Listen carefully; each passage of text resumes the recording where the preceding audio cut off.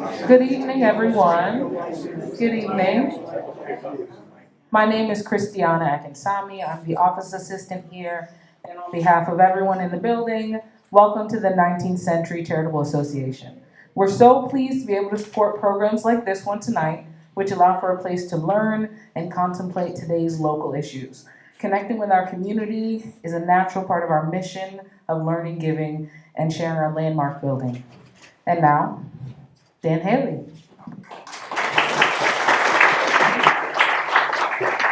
I want to start by thanking Christy and Jean from the 19th. This is a wonderful venue. They are nothing but welcoming, and we really value that. So, thank you. I'm Dan Haley. I am the interim editor of Wednesday Journal, and the three other flags that are part of now Newswell Chicago. The last 4 months or so, we have been a part of this larger organization. This is wonderful. This is good news. There are more resources coming. But I am going to make a quick pitch. We have been for the last 6 years a nonprofit. We remain part of a nonprofit. Our bargain with the folks in Arizona, which is where Newswell oddly is based, is that we're going to continue to raise $500,000 a year in local philanthropy. That's what we've been raising, and we have said to them we will keep doing that. So we need you to consider supporting us. I know many of you in this room are supporters, but if you're not, think about it. The coverage we're doing, we're very proud of, and we want to continue to do it, but we need support to do that. Real quick, I want to make some thank yous. John Roberts over here is filming this event for us. Thank you. Jill Wagner in the back is our community engagement person, and you'll see her tonight. Our reporter tonight is Bill Dwyer. Somewhere around here, Todd Banner is our photographer. And I do want to spend just a minute thanking Brendan Heffernan, late of the Wednesday Journal, previously of, stand up, Brendan. Brendan has done outstanding reporting for Wednesday Journal on Broadview 6, on Village Hall, on West Suburban Hospital. His departure for a new gig in the tech industry is hard for us, but we will soldier on. But we really value, Brendan, what you have done, so thank you. A few weeks ago, we reached out to Brian and Chris and said, would you consider being part of a conversation in the community? And they were, I think, eager to do this, happy to do this, and we appreciate that. Brian is, as you know, an Oak Park Village trustee. He's a lawyer focused on consumer class action, securities litigation. He's been involved in local Democratic politics since he was in college in Michigan, and continues to be involved in local Democratic politics. With his partner, they are raising 2 kids in Oak Park for around a decade, so long while. Chris Parente is a former federal prosecutor working in both the Miami and the Chicago U.S. Attorney's offices for about 14 years. He served as a deputy chief in the Chicago office, focused on human trafficking and crimes against children. He now runs his own law firm and concentrates on white-collar criminal defense and internal investigations. Chris, his wife, and 2 sons have lived in Oak Park for 9 years. So thank you both for being a part of this. Charlie and I have had a chance to talk in advance, and I think I know this is going to be a really fascinating discussion. So, I lost my notes about Charlie Meyerson. I think he sent them to me, but I can't find them. So let me just say, I've known Charlie for a long time. He has done a number of these interview sessions for us. He's really good at this, and we appreciate him being here. Charlie is a longtime force in Chicago journalism, radio journalism, but I see him more as a really transformational figure in digital journalism at the Trib, and for the last not many years as publisher of Chicago Public Square, which is a wonderful morning newsletter. 25 years ago, I hope I bought Charlie lunch, and I hope I paid at New Rebozo, and I said, Charlie, we have this new website. It's pretty good. How in the name of God do I get anyone to come to oakpark.com to read our stuff? And Charlie, like the guy in The Graduate who said the future is plastics, Charlie said the future is email. And even then I thought, really? Email? And damned if he wasn't right. And email, we have 20,000 people signed up for our email newsletters. Charlie is a good friend of Wednesday Journal. And I'm going to turn it over to you guys.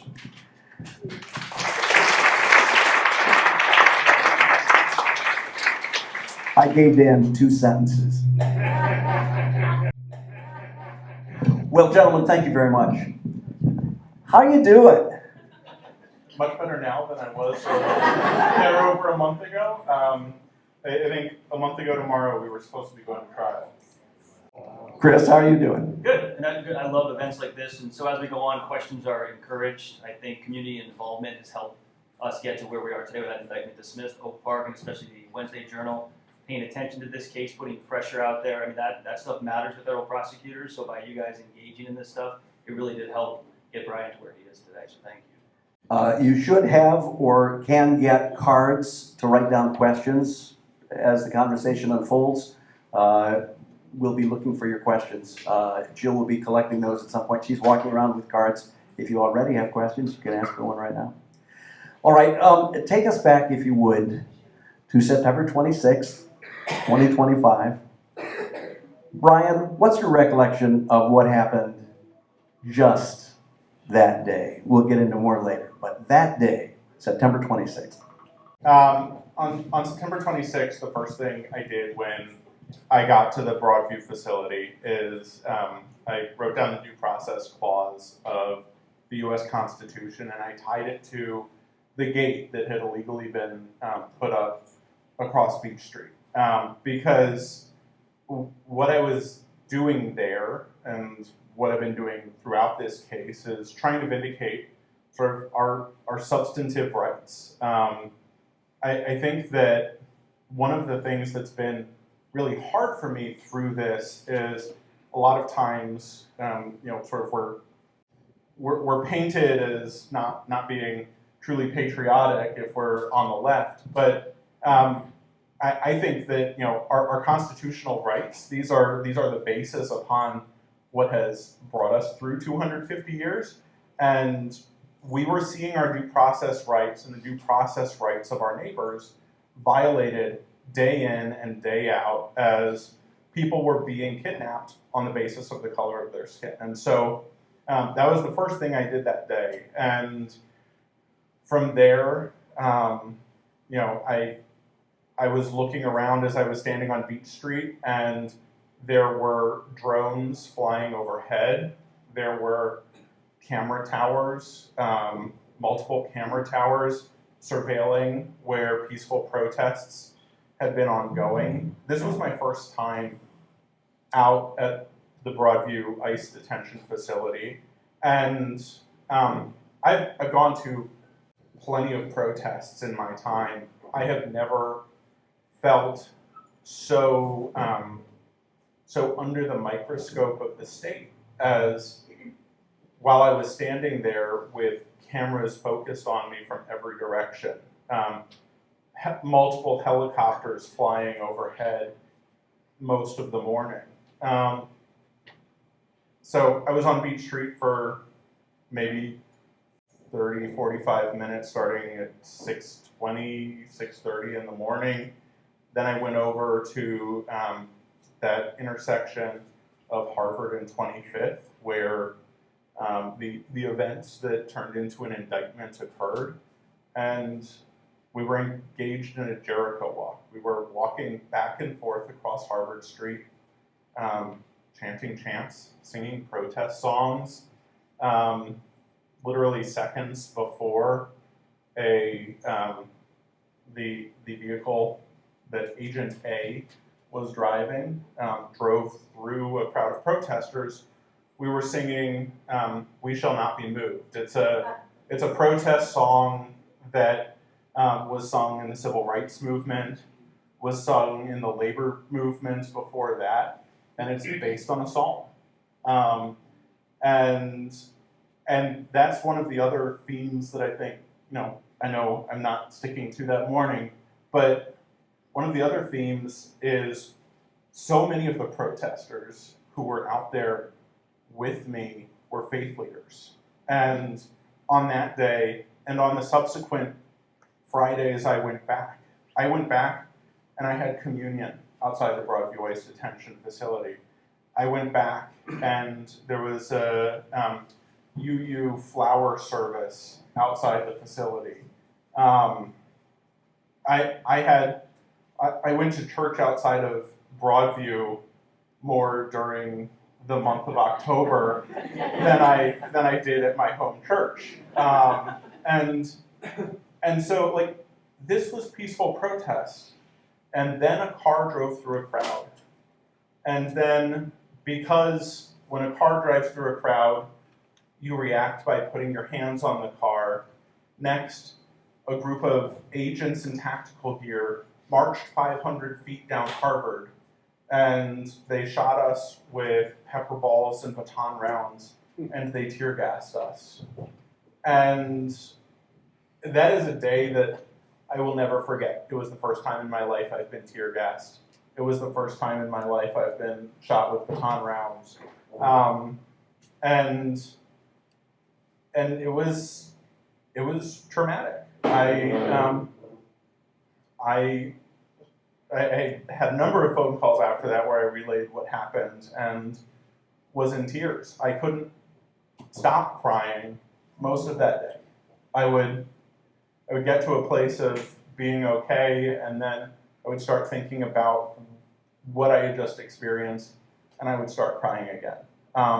And so many of the people who I know who have been out at Broadview and were out there that day have said that that was one of the most intense days that they experienced at Broadview as well. And it was at a time when our federal government was seeking a reason to send the National Guard.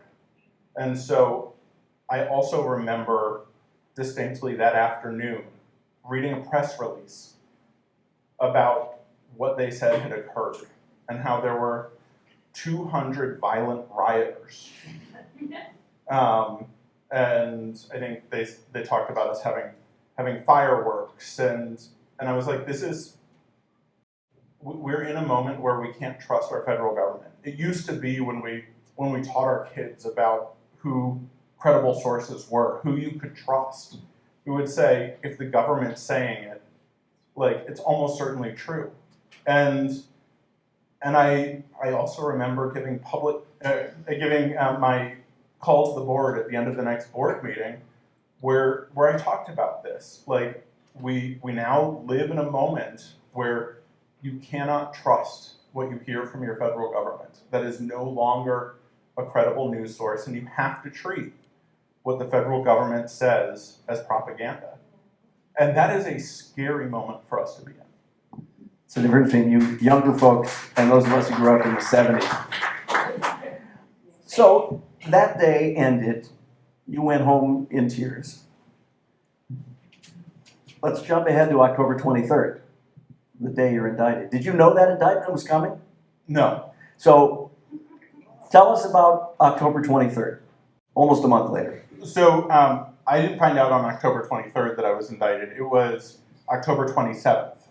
It was the following Monday, and I was in my office doing my day job, and I got a call on my cell phone from someone saying, "Hi, I'm an FBI agent. You've been indicted, and we'd like to schedule a time for you to self-surrender. so we don't have to issue an arrest warrant and come out and drag you out of your house. And I was a little skeptical and gathered a couple details because I was like, this has to be like, this has to be a scam call. This is like them calling and saying, hey, we've been processing your Medicare application and we have some follow-up questions. But no, I checked it out and they sent me the indictment and fortunately I had met Chris a few weeks prior through baseball activities and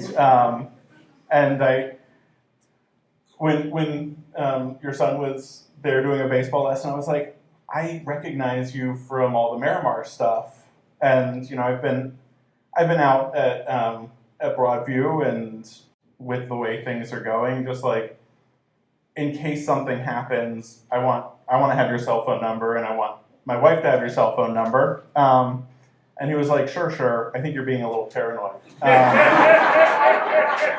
And so I call him up on October 27th, and I have to say, I told you so doesn't feel nearly as satisfying when the I told you so relates to like, you know, the government is going to inappropriately come after me. All right, Chris, this is where you enter the story. Yeah. Tell us about, this is October 27th? Yeah, I mean, Brian's right, and you know, I was a former federal prosecutor. My partner Damon Sharonis that I have a firm with, we're I like to think very good trial attorneys, and all the judges and federal prosecutors always say, hey, if we ever get in trouble, we're going to hire your firm. You guys are the best. You know, I always laugh because I'm like, you guys never get in trouble. Now that's changing, but it was the same with Brian. It's like, this guy's never going to get in trouble, right? He's an Oak Park trustee. He's a lawyer. He owns a baseball facility, and so it was weird when he called. But honestly, I was very scared because for him, having gone through the Miramar process, and to Brian's point about you could no longer trust the federal government, again, I spent 14 years of my life, you know, in public service working for the federal government, and going through that Miramar Martinez case, and for those who don't know, she was the woman who was shot by ICE 5 times and survived, and just seeing the false narrative that they put out there repeatedly, calling her a domestic terrorist and describing things that I would show the federal prosecutors, here's a video that you don't have that we have that's not true, and they wouldn't change those press releases. I knew that this was going to be a problem because I knew that Brian didn't do anything wrong, but I knew that they were going to push this narrative of these guys are Antifa terrorists and out there, you know, trying to kill ICE agents, and that's sort of, you know, the narrative that they pushed. So for Brian's sake, I was concerned as soon as he called, and we took it seriously, obviously. Well, as you've established, you both have relatively young children. How did you explain what was going on to them? Brian? Yeah, so I have a 6-year-old and an 11-year-old, and obviously the conversations you have with each of them are different. I took my 11-year-old for a walk, and we had a conversation about here's what I was doing, here's what's happening, and just helping him understand, like, I didn't do anything wrong, but the next, at some point this is going to become public because at that point the indictment was still sealed, and this is going to change our lives. And my wife had a similar conversation with our 6-year-old. And our 6-year-old's response was, well, Dad was just doing what a normal person will do. And they had just gone through the D97 anti-bullying curriculum. And so that's the reason she used these words. That's you were doing what a normal person would do. You were being an upstander, not a bystander. And both of my kids from the start, we've been talking about standing up for our immigrant neighbors for a long time in our household, because we had the migrant crisis where Governor Greg Abbott bussed thousands of migrants seeking asylum in this country to Chicago, and here in Oak Park we did so much work to support them. So I've had lots of conversations with my kids about supporting our immigrant neighbors, and so they said, you were doing the right thing, and you have to fight. Like there's no question of what the next right thing to do is. You have to fight. And so, I mean, we had those conversations early, and I've had those conversations with my kids throughout, because kids are really good at telling what's right and what's wrong, what's fair. And I highly advise letting your kids be your conscience sometimes, because they're going to hold your feet to the fire and tell you this is what you have to do. Chris, how about you and your family? Yeah, and my oldest son, Jacob, who is 11 now, I mean, he knows Brian from baseball, right? So he's seen him around. So, you know, they watched all my sort of national stuff on the Miramar case. They watched a lot of stuff on the Brian's case, and, you know, they followed along, and I think that's important. I mean, again, federal prosecutor for 14 years. Some of my best friends are federal law enforcement. My brother's former FBI agent. Like, I want them to grow up respecting law enforcement, but also at this point, you know, question law enforcement in a healthy way. So I want them to see this, especially, again, Miramar and then Brian's case. It's good for them to see that sometimes the government gets it wrong, and they get it wrong significantly. And I think, and you know, I'm concerned about them. I'm concerned about other kids in Oak Park growing up now. I mean, you know, when I grew up and a police officer went up and down the street, there was a sign of respect for that. And now, you know, people are out there blowing whistles. Like, I don't know what this generation is going to grow up thinking, and that's scary because, again, FBI, ATF, DEA, those guys do good work, right? I mean, I used to do human trafficking, crimes against children. Those federal agents there's some of them that are out there doing good work, and I want my children to respect that. So it's a hard line, but obviously getting to see Brian, know Brian, and watching this case collapse in the way that it did, I think that is going to create healthy skepticism for my children in a good way. I think that'll serve them well. Brian, as a member of the Oak Park Village Board, how did this affect your responsibilities in serving residents of this village? I mean, I think it's an extension of my responsibilities, and you know, we talk about serving all of our residents, and I don't just serve homeowners.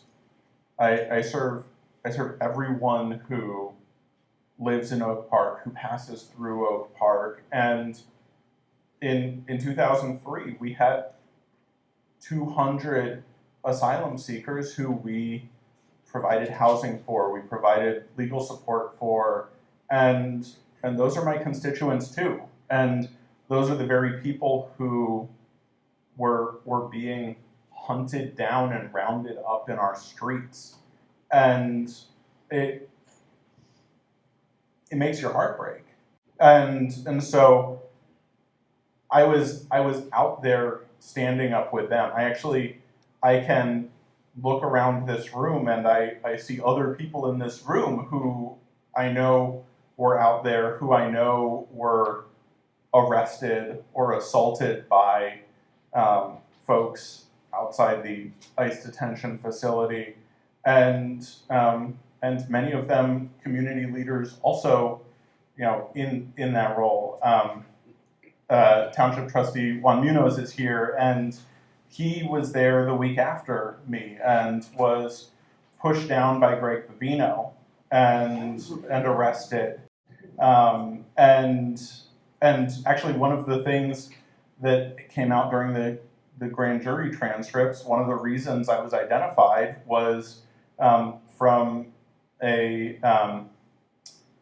press conference that we did in support of Trustee Munoz when we were talking about our experiences outside that facility. And so this was an extension of that service, but also, yes, I mean, inevitably, it's going to color the way we view all the conversations we're having at the board table, and it should. When we're talking about the surveillance state, like it's hard not to picture standing outside the ICE detention facility with towers of cameras and all the stories we've seen about the AI-enabled surveillance that we've seen outside of these facilities. And we know that many of the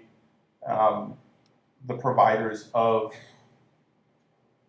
camera technologies are implementing facial recognition and other things in their software. And so, you have to become a little bit more skeptical of anything that's going to be connected in with the federal government right now, because the federal government is seeking to use data to track down our neighbors, and that's a scary thing. You're both lawyers, as we've established. How did this case affect or change your day-to-day professional activities as attorneys? Chris? It took over. One of the best things about working with Brian was, a lot of times when we represent lawyers, they actually committed a crime. So having Brian, who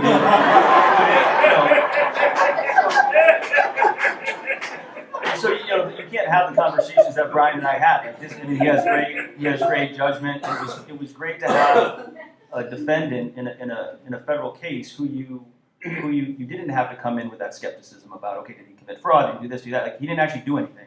And so to be able to work with him and take his ideas, early on in the detention hearing, like the bond hearing where they were first arrested, there's 6 defendants in this case, 6 different defense counsel. And, nobody was going to obviously move to detain any of these people, but there were going to be conditions, and one of those conditions was taking the passport, which is a standard condition.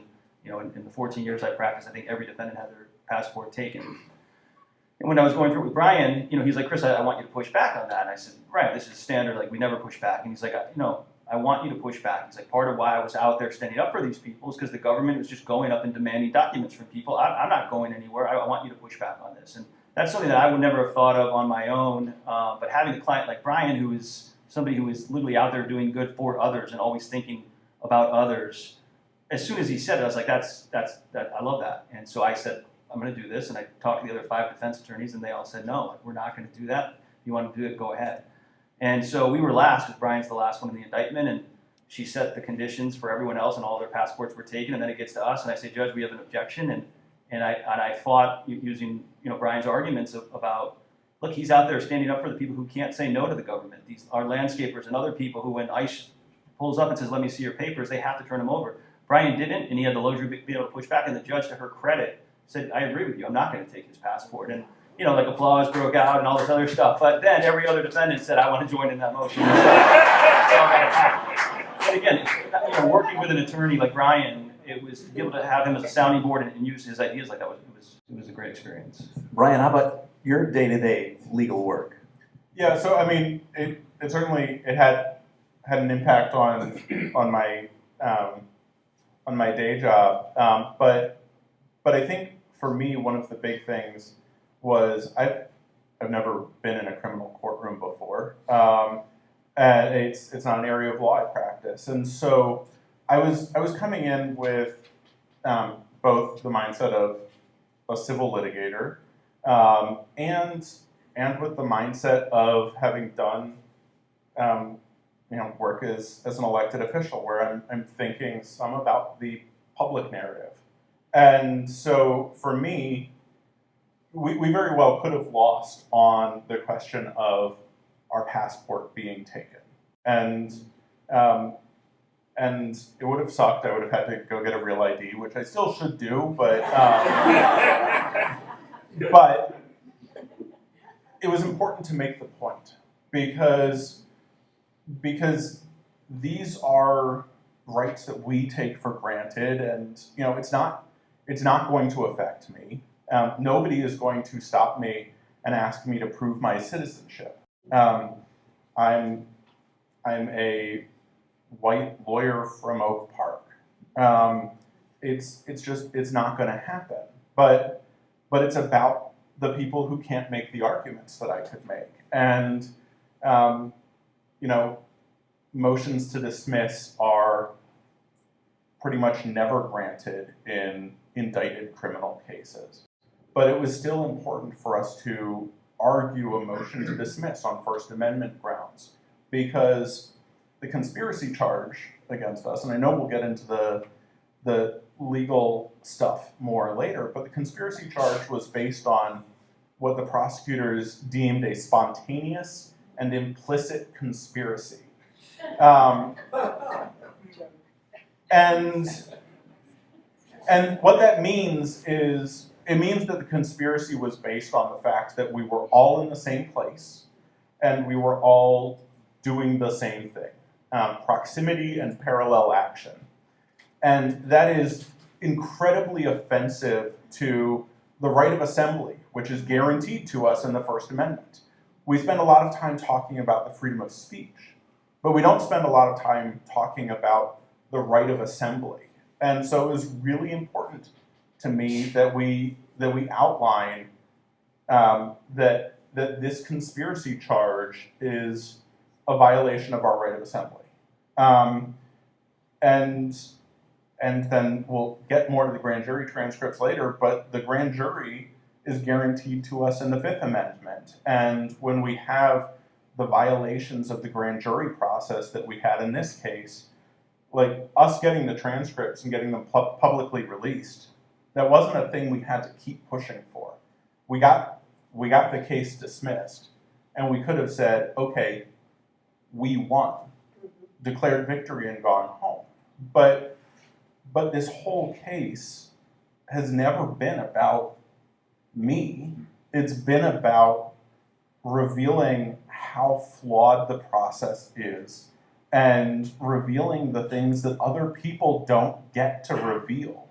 And so we kept pushing, and we got the grand jury transcripts out there, because what we are seeing right now is that Fifth Amendment right that we've taken for granted apparently has been being violated repeatedly over the course of the last year in the Northern District of Illinois. And we wanted to make sure that we got transparency, and we're going to continue pushing for accountability for the people who did that. You're getting ahead. Sorry. March 12th, charges against 2 of the 6, not including Bryant, are dropped. What did that tell you about the case against the remaining 4? Chris? Yeah, I mean, again, this is the same thing that happened with Miramar, right? I mean, they offered along the way sort of different exit ramps to us, you know, hey, just admit to this and we'll make this, you know, she won't go to jail. And again, to Miramar's credit, incredibly strong and powerful woman who had the guts to say, no, I'm going to see this through. Same thing here. Like we pushed the government and tried to get them to dismiss. They looked at the evidence and watched the videos again, and then they dismissed those too. I mean, to me, again, as a formal federal prosecutor, watching what Andrew Boutros is doing to that office right now is so concerning and disappointing. And it makes me so sad to see what he's done to the office, because they're not, you know, it used to be a federal case was a lot. You'd win every one. It's not because we were the best trial lawyers, although we were very good. It was because we did all the work up front. You did all the investigation up front. By the time you went to the grand jury, everything was locked down. There's no way out. You had 100%, you know, everything was locked. What they're doing now is just charging and then figuring out later, like dropping defendants halfway through. Like, that is just not the way that the DOJ should be running, because you've already impacted those lives of those people. Kat Sharp was running for office, and she had to drop out because of that. So great that they dropped the charge, but they've already ruined her life. And to run an office that way, and that's the way that the U.S. Attorney is running it right now, is alarming. But to me, it just showed what I already knew from the Miramar case, which is these people are not doing the job the way it's supposed to be done. They're just charging now and hoping that it works out, or people take pleas and those kinds of things. That's just not the way that the Department of Justice should run. Is this indeed, you mentioned Andrew Boutros, the U.S. Attorney in Chicago. Is this his deal? Is he responsible? Also, we should acknowledge, also in the news lately, it's been Assistant U.S. Attorney Sherry Mecklenburg, who was on this case. What do you have to say about those two and their roles in the direction of the U.S. Attorney's Office in Chicago? It's hard. Both of those people are friends of mine. I've been out socially with them. I still consider them friends. I think it's tough, right? I think with Mr. Boutros specifically, I think like all other people who get into that Trump orbit, when you get that close to power and you want to stay in power, I think you do things that the Andrew Boutros I knew wouldn't have done, honestly. And I think decisions are being made, this case specifically. I don't think this case, I do not think that Andrew Boutros of 2 years ago when he was in private practice, if he were made U.S. Attorney for the day, would ever charge the Broadview 6 case the way he was charged. I just don't. I think he was pressured by the administration to make an example of these known Democrats, and he's willing to do it to stay in power. And I think that's unfortunate, because if you go back to like a Pat Fitzgerald, the reason Pat Fitzgerald was so great and is revered is, again, not because he's the best trial attorney, but because he's a guy that he never made a decision about himself. It was always about doing the right thing and keeping the office's integrity intact, so that when these federal prosecutors went before a judge, they were respected and trusted. That's Pat Fitzgerald. He's straight as an arrow. He would never waver. And Andrew and anyone else in this Trump orbit is willing to waver and bend that knee to Trump to stay in power. And that, you can't have that, in my opinion, as the leader of the U.S. Attorney's Office.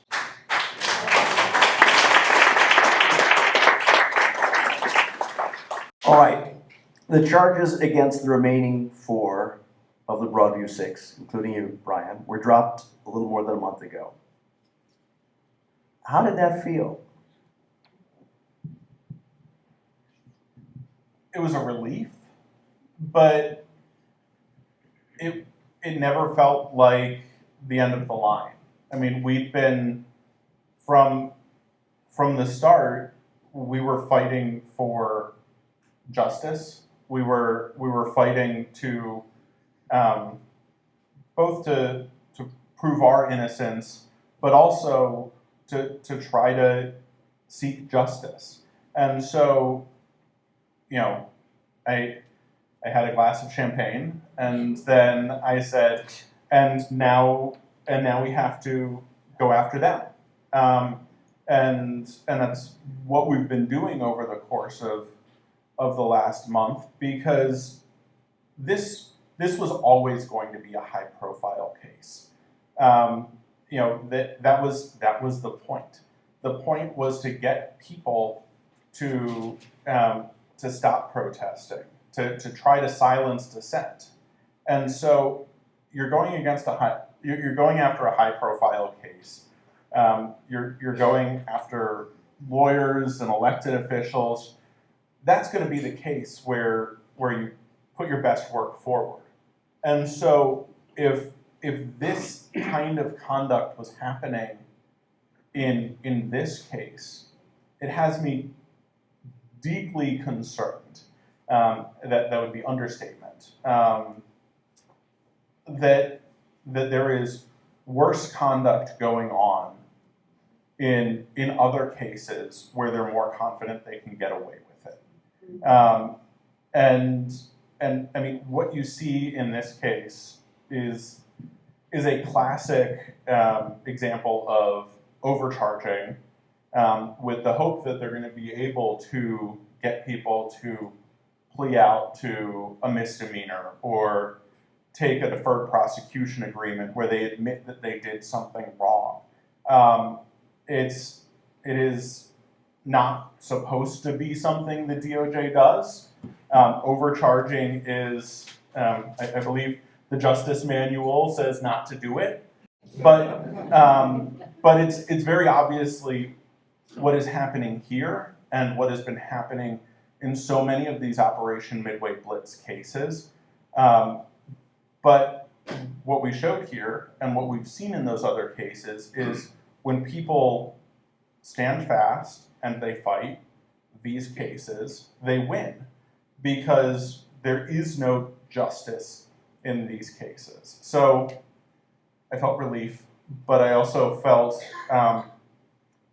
I felt an obligation to keep fighting, because this case wasn't just funded by me. A lot of the faces I see out here, I also have seen in the courtroom with me at some point. And this community stood beside me and stood behind me during this fight, because they knew that I wasn't just fighting to get myself off, but rather to fight for bigger issues. And so that's what we've continued to do. Chris, what was the turning point in this case? The development or developments that triggered its eventual collapse? I think once we finally were able to convince the judge to at least not even give us the transcripts, but herself look at them, that was sort of the crack in the dam. And to be clear, like, they were so close to getting away with this. I mean, this did not come to light until the pretrial conference the week before we were supposed to pick a jury. Like, Brian was prepped and ready to testify. We had mock crossed him. Like, we were ready for trial that next week. And, for 7 months we were arguing for those transcripts. And at that last hearing, the judge said, Mr. Brenti, one more time, you want to make an argument? So I made this last one. I said, Judge, we don't even want to see him. Just ask the government to turn over to the court the unredacted grand jury transcripts. That's all. And you look at them. And then if you think we should get them, great. And she finally just, I think probably just to shut us up, relented. And 24 hours later, she enters a minute order saying anybody at the U.S. Attorney's Office involved in the decision to redact these transcripts should be in my courtroom tomorrow, too. And then we knew that it was done. How did you know to ask about the transcripts from the grand jury session? How did you come to suspect that there was skullduggery afoot? Yeah, again, this is where it helps having been a former federal prosecutor, right? So, one, there were all sorts of rumors about there were issues in this case from the beginning. So that was out there. But two, the way that they operated, right? The way this charge specifically, this 372 conspiracy that they charged Brian and these other 6 with, they were facing a 6-year prison sentence if convicted. In the 150-year history of this bar office here in Chicago, they've never used that statute before, right? So all we were asking for, well, we weren't even really asking for all the transcripts. We were just asking for the transcripts in which this AUSA explained the law to the grand jury, because I felt, knowing how things work at that office and knowing what we were dealing with, that there was going to be a mistake in how they explained the law to the grand jury. Not, again, because I'm a genius, but because I watched the video and I did not understand how even a grand jury would all agree that these guys committed this crime. It didn't make any sense. So we wanted to see how it was explained to them. So that's sort of how it started. And then the way that they turned over redacted transcripts to the court, you never do that. First of all, as a federal prosecutor, you hate redacting anything. It's a pain, right? So, and I know the prosecutors on this case, the lead prosecutor, Bill Hogan, is an old guy. He doesn't come off to me as computer savvy. And so for him to sit down there and have to redact all of these lines, I knew that you wouldn't do that. It's only going to the judge. You never redact stuff going to the judge. So it was that. And then when they dismissed count 1 and issued a carbon copy information, which they didn't have to do, again, knowing that federal prosecutors don't like to do extra work, it's just another red flag. So you put it all together, and there's blood in the water. There's something here, and we all, Brian and I discussed it. And so we knew eventually we would get there, but they almost got away with it. They really did. Go ahead, Brian. And I want to focus in a little bit more on the hearing in which they dismissed count 1, the conspiracy charge, because in that hearing, the judge had asked them to bring the unredacted transcripts to the courtroom. And so they had them in a big folder, and the judge said, okay, do you have any objection to giving the transcripts to the defendants? And it was only at that point, without ever providing us any advance notice, that the AUSA said, we think we can moot out that issue because we're going to be moving to dismiss count 1. So I'm sitting there and I'm like, we had a major filing the night before. I think we filed 40 pages of briefing the night before. If you knew that you were dismissing the significant count in the case, they were working on briefing, we were working on briefing, you would have said, hey, by the way, we don't have to do all this briefing on this conspiracy charge because we're going to dismiss that. It's going to go away. Instead, he came holding that in his back pocket in case she was going to ask them to hand over the transcripts to us. And only then did he say, we can moot that out. And so she accepted, okay, well, yeah, if you're getting rid of the felony charge, then there's no longer a legal requirement for an indictment. So I guess I don't need to look at the unredacted transcripts. But that's when I think we really knew that there had to be something real bad in that redacted part, because we'd gone 6 months at that point litigating this felony conspiracy charge, and the only reason that they dismissed it was because they were going to have to hand over those redacted portions, which I don't know, that seems like pretty good evidence that there's something bad there. And so that's why we kept pushing, and Chris did a fantastic job of being such a nuisance that the judge finally said, "Fine, Mr. Parenti, I'll take a look at it."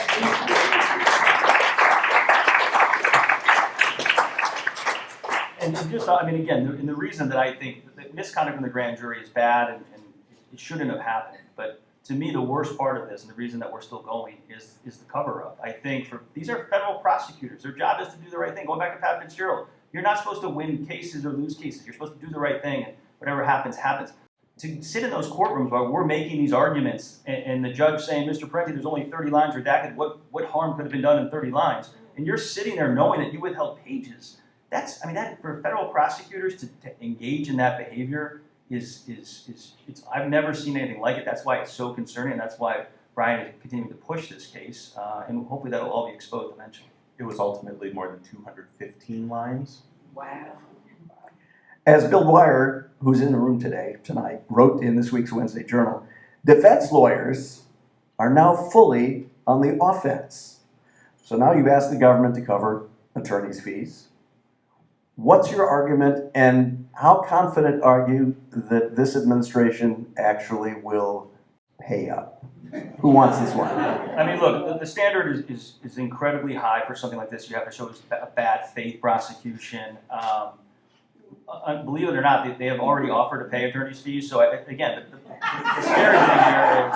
the scary thing is why they're doing it, right? Because we can only have so much control of this process, and while I trust the court and everyone else, I feel like our team needs to be the one pushing this to get it exposed in the way that we want it exposed.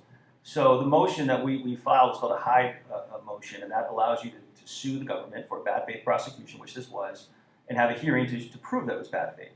The problem is if they agree to pay the fees, then it moots the motion, right? So it's the same thing that they did with trying to hide the grand jury transcript. So they're going to say, "Hey, here's your check. Now get out of here. You have no more jurisdiction."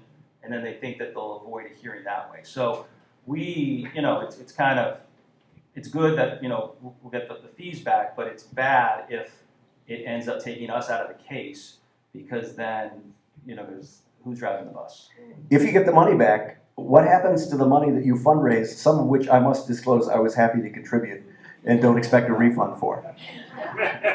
Yeah, so the money that I get back, for some of the larger contributions, I'll be making refunds, but I'm intending to donate all of those funds to not-for-profit organizations that are working on the same kinds of issues.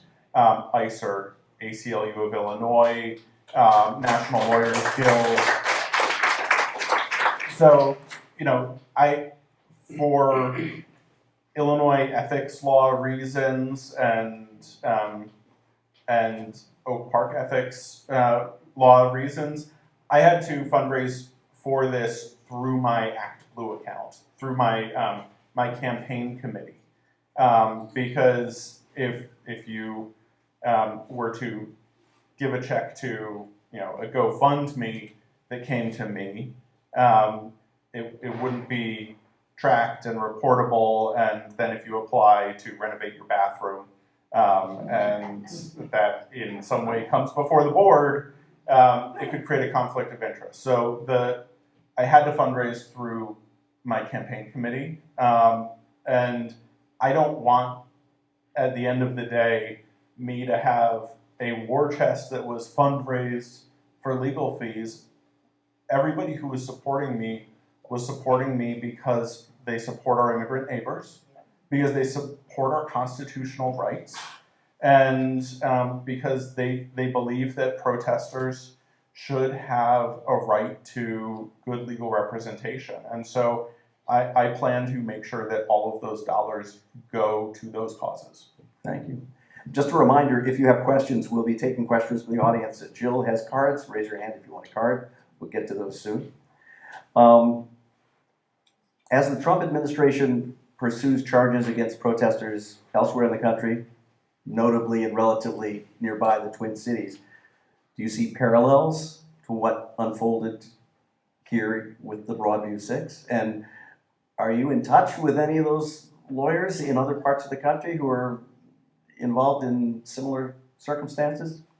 Yeah, and they've been good sounding boards throughout this. I was in contact with many of them. Joe Thompson, who's the former U.S. attorney in Minnesota, was a friend of mine. He used to be a USA here in Chicago, was the head of the Minnesota U.S. Attorney's Office until he was thrown out by Trump, and now he is representing like Don Lemon in that case. And so we talked through this stuff, and they tried the same thing. And look, to show you how hard this is, their judge said no to the grand jury transcripts, and they cited Broadview 6 repeatedly to get it. But it's such a high standard that he was not able to get it. So yeah, in that community, obviously, of lawyers, we're always collaborating and trying to help each other. And even since this case, you know, I've been contacted by attorneys across the country about how to do what we did here. So.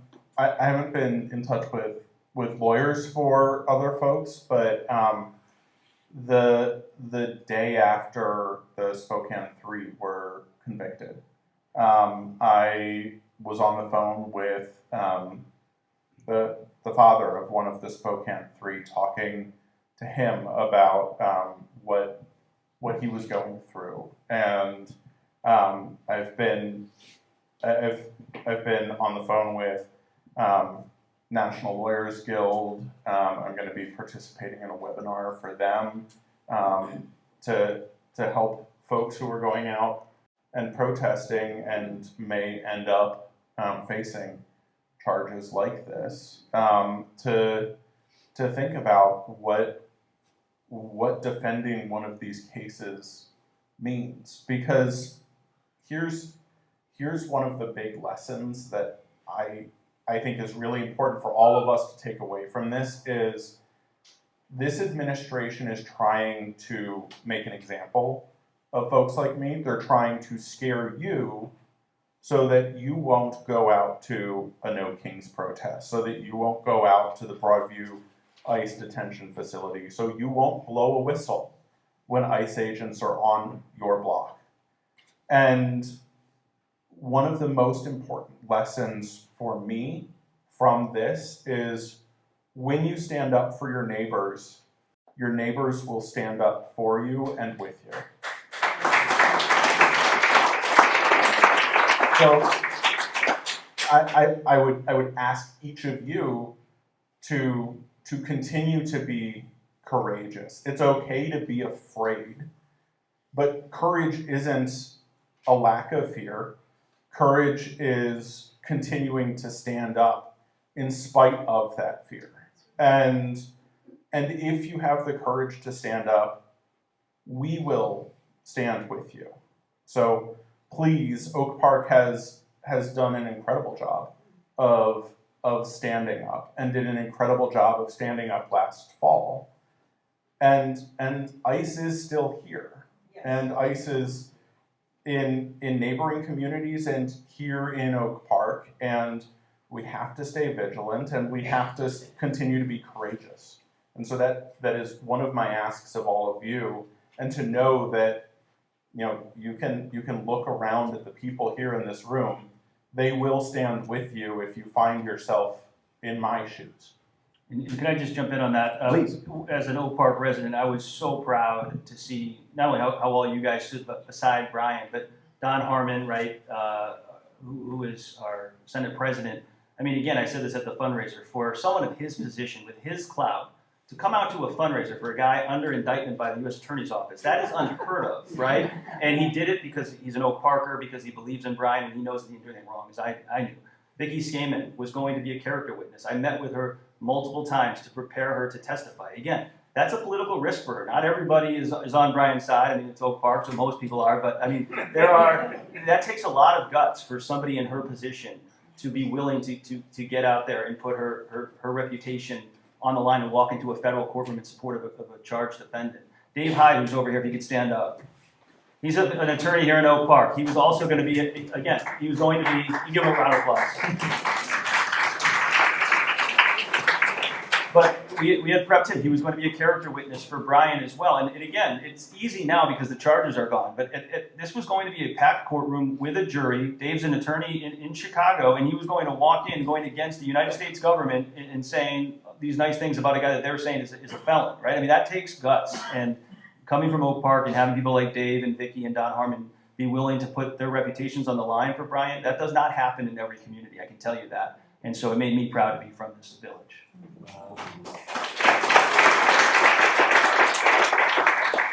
I have some questions from the audience, in possibly random order. How do federal prosecutors do what they are doing knowing the lies? How do they go home at night? Chris, you have worked in that office.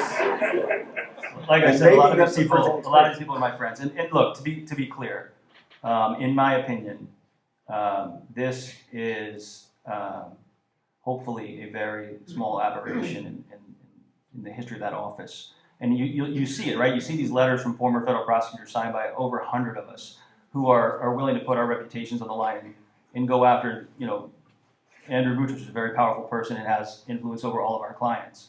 But we do it because we care. I think 99.9% of that office, the people who go to work there, go there for the right reasons. You don't take that job. Most of those people have left much higher paying jobs. You do it because you want to serve the country in the way that you can. You want to do justice. You want to put away human traffickers and people who are hurting children and drug traffickers and people who are committing the violence that we see in this city. All things that I wish Mr. Boutros would focus on instead of this nonsense. And so they're doing their job the right way. I don't know what happened here. Honestly, I have no idea how those prosecutors could sit in that courtroom and not at least correct the judge after we left and say, hey, judge, just so you know, it's not 30 lines. We withheld pages and we redacted more than that. I don't know how to explain that, but I can tell you that from my experience, the agents that I've worked with and the federal prosecutors that I went to battle with, they're good people that would never condone this. And look, I've gotten a lot of support from those people, even in the office, who say, thank you guys for doing what you're doing. It hurts all of us, but it needs to be done. So I feel good about that. I think another thing to remember is in the U.S. Attorney's Office, we've seen, is it 7 chiefs leave in the last year? We've seen something like a quarter of the office leave. So when you're talking about how do folks do this, there are a lot of folks who have decided, oftentimes without another job at hand, that rather than charging this kind of case, they will leave the office and they will resign. And that's something we're seeing across the country. And I'm incredibly grateful for those people. I also think, though, it's something that we have to be thinking about as we look past this administration, hopefully.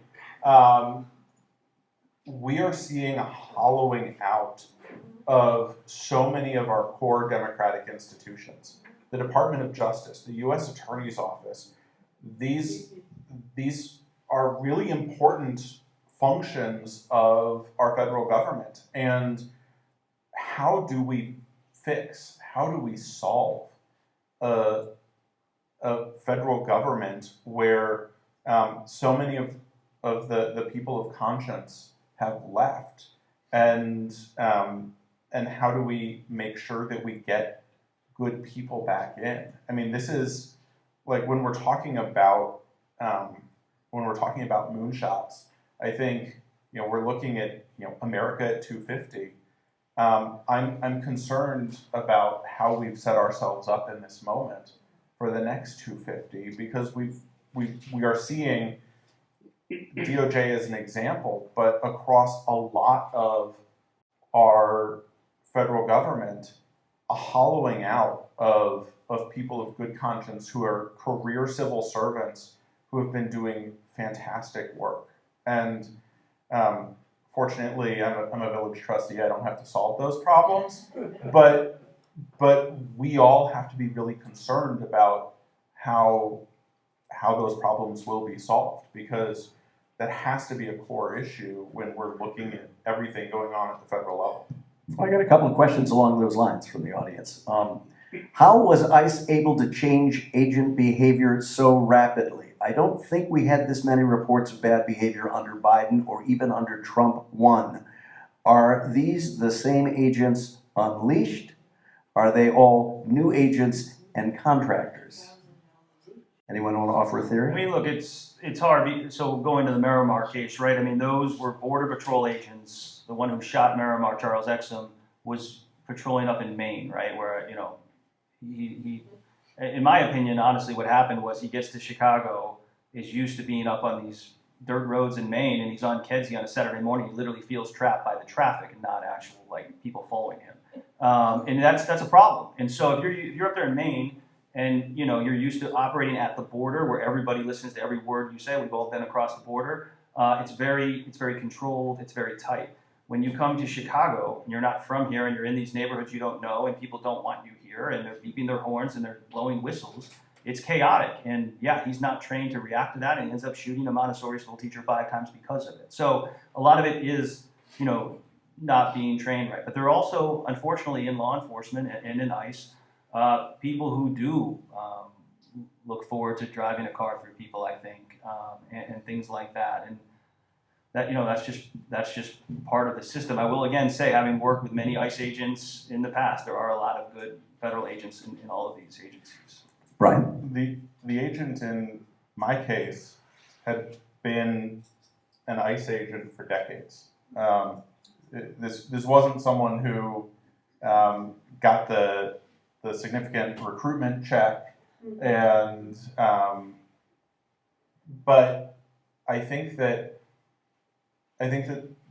right now those folks are hearing from the top a narrative of okay, we're sending you to Chicago, and they're describing Chicago as a war zone, and they're describing what they're going to be seeing as violent protesters and rioters. And if you're told to expect a riot, then you may mistake a peaceful protest for a riot, especially when you drive your car into it.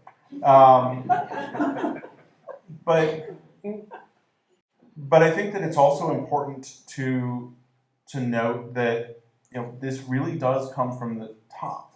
We have, you know, Stephen Miller sitting in the White House, who is giving this rhetoric about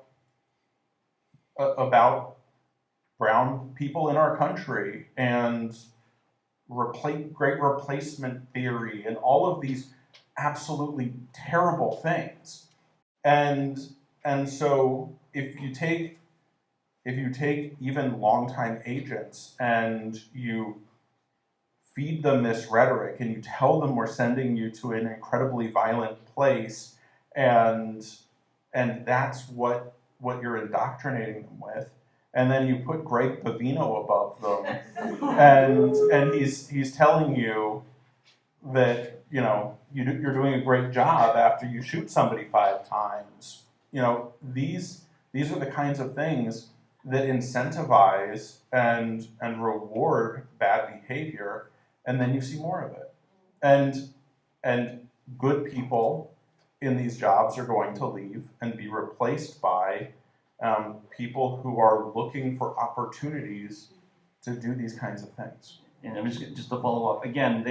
I told Brian this. I mean, they truly picked the wrong person when they charged Brian, right? Because to his point, and we know this because we have their text messages. They view Brian and the others as like these radical Antifa people who have, I don't know, chains in their pocket and gasoline everywhere. And it's like when we were prepping Brian and he brought in like what he was wearing. I mean, he literally is wearing like a Village of Trustee Oak Park jacket with his name on it. He's got a hat that literally says "Do Good" in bright white letters, and in his pocket he has a pocket Constitution, right? Like, I mean, you can't ask for a better client. than that. And so we were always going to win the trial because, I mean, as soon as the jury got to hear from Brian, see Brian, have Dave and Vicky testify and hear about him. And then, I mean, I was going to literally put on the do-good hat and his little prestige jacket and closing arguments. It was going to be great. But, like, they picked the wrong guy. I mean, that is not somebody who's out there trying to injure an ICE agent. That is somebody out there who believes in the right of assembly and who's writing the due process clause on the fence, right? That's what he is. So they were never able to get to where they needed to go. But to Brian's point, they are indoctrinating the agents that they don't see Brian as we see Brian. They see him as this violent Antifa guy who's trying to kill them. And that's the scary part. They saw me as trash. Anybody else? Antifa means anti-fascist, and I was my mother's in the audience. I was raised to oppose fascism, and again, nothing against Antifa, but again, the government has sort of bastardized the word, and we filed a motion to keep them from using that word because, again, your common jurors, if they hear that, and these agents would have liked to have used it, they associate violence with it, and so that's where that came from. Another question. What about changing the rules regarding some sort of judicial oversight of grand jury proceedings? Do we need a change? I think so. Chris will have to answer for himself, but I mean, I've been reaching out to members of our congressional delegation to talk about this among other issues, because here's the thing. I mean, we almost didn't get these grand jury transcripts. It was 8 days before trial that the judge finally relented and said, okay, Mr. Parenti, I'll look at them. And so if our case, with all of this misconduct, they almost were able to sweep it under the rug, I don't know what's happening in these other cases. And so I don't think we should be handing grand jury transcripts to defense attorneys in every case, but I do think that judges should, as a matter of course, have access to grand jury transcripts, because it did not take Judge Perry long to look at them and realize there's some problems here. And so just doing it as a matter of course would not slow the process down substantially. It would allow our system of justice to continue to flow smoothly. What it would do, it would provide some transparency, and transparency would provide a good disincentive to the kind of misconduct that happened here. Yeah, I think at this point, especially with what's happening in this office right now, we definitely need something, and even, again, just the deterrent value, right? If the AUSA knows that, hey, that someone might look at this, right? Just like the speed limit. If you know there might be someone out there with radar, you're going to slow down. If the AUSA knows for the first time ever that there's going to be checks on the system, then they're going to hopefully act the way they should be acting anyway, but certainly we could avoid some of this. Assuming we still have history books, what are the odds that the case of the Broadview Six will wind up in some of them? I think Midway Blitz will end up as a whole in something, and I think the Broadview Six is definitely part of that story. So it should be part of it. And again, we have to see how this plays out. We have at least 2 more years of this administration, and every time I think it can't get worse, then I get a call from Brian that he's indicted for conspiracy. Let the record show that's a joke, right? It is a joke. Last question from the audience. We're well past an hour here. Who is going to play each of you in the movie? Seriously, the question goes on. Has there been interest in a retelling of this case on the screen or other media? Nobody's reached out to me. Has anybody reached out to you, Chris? I think we're to keep going, and I think the most important thing is, one, as we just talked about the grand jury reforms. If it leads to that, I think that's something that could be taken out of this. And 2, if we can get to a hearing and get to cross-examine the AUSAs that we're going to cross-examine Brian, I think that can get us somewhere that will be very beneficial, because I do not think that the decisions that were made here to hide these transcripts were made by the three men in the courtroom. I think it went to the front office. By front office, you mean? The U.S. Attorney, the first assistant, and the criminal chief. I have had, I've joked that if this were ever to be made into a movie, I think one of the best framings I could think of would be sort of a redo of 12 Angry Men, focused on the grand jury process here. Because if you read these grand jury transcripts, these were men and women from across the Chicago region who took their job as grand jurors really seriously. I mean, there are some funny comments in there, but it takes a real courage to tell an AUSA that you believe their case is a crock of. You can say it's been printed. Actually, yes, this is one of the papers that has printed that. It takes a lot of courage to say that to an AUSA that you believe their case is a crock of shit. And one of the grand jurors said that.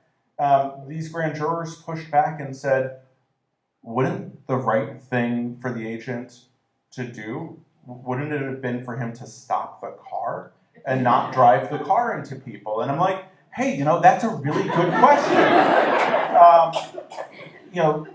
The grand jurors pushed back on the idea of this being a conspiracy, saying, do you have any evidence of any agreements? And they were instructed that, they were all in the same place pushing on the car, and so that's enough.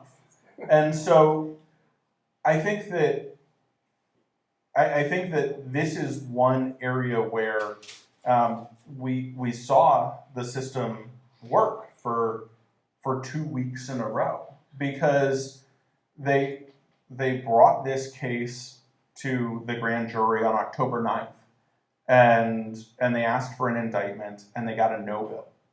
They brought the case back on October 16th, and that's when that grand juror said, I saw this case last week, and I thought it was a crock of shit then, and I still think it is. And it was only when they brought it back for a third consecutive week to this same grand jury, and we had the U.S. Attorney appear before that grand jury that morning and say, you have a very important job to do, and you cannot bring any of your thoughts about immigration enforcement and about all of these things. The U.S. Attorney harangued this grand jury, and to the point that this grand jury, some of those members from the prior week apologized to the AUSA for having opinions, and it was only then that they got this indictment. And so, if this were to be made into a movie, I don't think that, my story should be part of the background story, but I think that one of the groups of heroes here was a grand jury that really was trying to fight back against a completely ridiculous indictment. Has either of you had any direct contact with any of those grand jurors?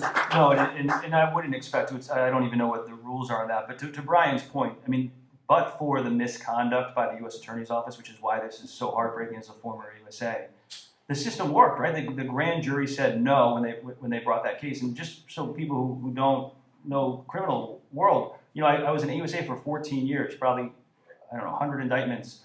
Never had a no true bill, but not only have I never had one, but you maybe heard about one a year, out of the entire office. It never happens, and it'd be like in a case with a gun in a car and there's 4 people and no one can figure out anything. It never happens. So what should have happened here, and this is why we know that this was being directed from DC. What should have happened is she went in there, presented the case. The grand jury said you don't even have probable cause, which is more like than not, right? 51%. And she should have went back and said, hey, you could tell Trump and the rest of them we tried, and the grand jury said no, and then they moved on. But instead, they go back and use more misconduct to try to push this thing through 2 separate times. That is the failure of the system. But the grand jury did their job, and that is incredible because they almost never say no. And the fact that they did their job, and instead of doing the right thing, the U.S. Attorney's Office did the wrong thing, that is what kills me as a former federal prosecutor.